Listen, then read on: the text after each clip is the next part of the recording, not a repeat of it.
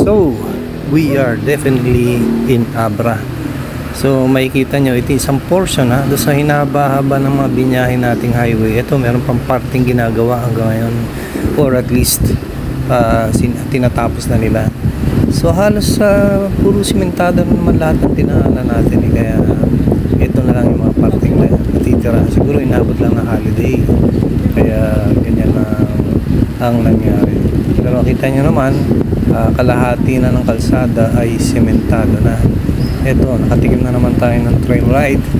So, parang naalala ko na naman, nagigising na naman yung dugong trail rider ko. So, tuloy lang ang ligaya.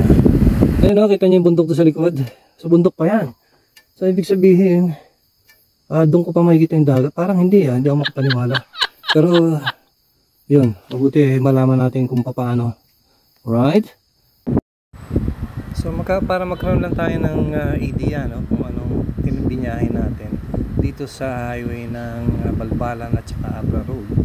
Ayan yung Malikpong Welcome Arch kung saan natin nakita yung mga pamilya na nakamotor at na-meet natin.